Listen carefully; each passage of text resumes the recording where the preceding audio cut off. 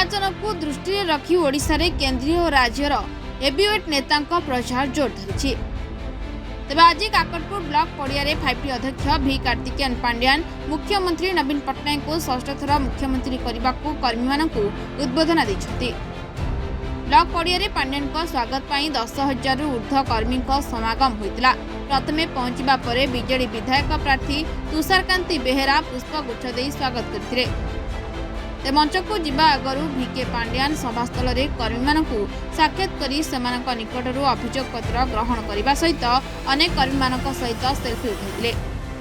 तेबे काकटपुर मां मंगला मंदिर रूपांतरीकरण पर राज्य सरकार 14 कोटी 50 लाख टंका अनुदान, 6 कोटी बिजु सेतु योजना, पान चाषी मानक पई सहायता यह सबु विकासमूलक कार्यर स्पष्टीकरण करने सहित जोड़ी संख्यारे भोट दे जययुक्त करने को कर्मी को अनुरोध करते।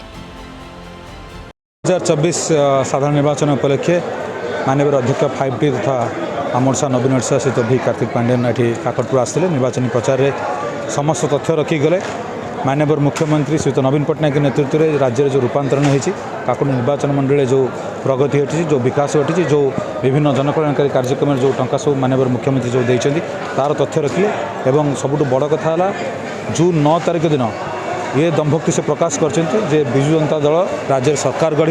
माननीय मुख्यमंत्री श्री नवीन पट्टनायक षष्ठ थर पर मुख्यमंत्री भाव शपथ ग्रहण करेंगे। और से उद्देश्य एक कहते माननीय मुख्यमंत्री शपथ ग्रहण नेला प्रथमे कलम जो साइन करेंगे से विद्युत शुल्क जो छाड़ करने से निष्पत्ति नहीं जोटा विजु जनता दल मैनिफेस्टो ता छड़ा आगामी 10 वर्ष 2024 रु 2034 जोटा युवक मानक वर्ष हम युवक मान 10 वर्ष पर जो नुआ ओडिशा समृद्ध ओडिशा विकसित ओडिशा गठन करने माननीय मुख्यमंत्री विजन रखिंट साकार करने युवक मान गोटे स्वतंत्र बजेट उपस्थापन कर जहाँकि विजु जनता दल मैनिफेस्टो अच्छी ता छड़ा बिजु सेतु योजना ठूँ आरंभ कर माँ मंगला पीठर उन्नतीकरण, चंद्रभागा बेलाभूमि उन्नतीकरण, कोणार्कर पारिपार्श्विक उन्नतीकरण और शिक्षा स्वास्थ्य गमनागमन पानीय जल जोगाण सालाइन एम्बाकमेंट ये सबूर सुदृढ़ीकरण जो कराई दीर्घ 5 वर्ष गत 5 वर्ष मध्य पाठ्य कर माननीय मुख्यमंत्री जनकल्याण योजना और विजु जनता दल मैनिफेस्टो या नहीं आम समस्त घर घर को जीवु और आगामी दिन में जून 1 तारिख दिन आपण जरिए ये अनुरोध करुच्ची माँ मंगला प्रभु श्री जगन्नाथ ये आशीष भिक्षा करुच्ची ये जोड़ी संख्यार समस्त काकटपुर आदिवासी भोट दे जनता दल सभापति 27 वर्षर एक आंचलिक दल 24 वर्षर एक सरकार 4.5 कोटी ओडियावासी हृदय स्पंदन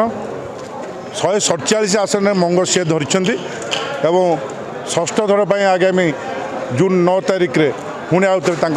शपथ ग्रहण उत्सव हो काकटपुर जो जना समागम आज देखिले जो आशीर्वाद भिक्षा कले 2 प्रार्थी प्रार्थी 56,000 ऊर्ध्व व्यवधान ये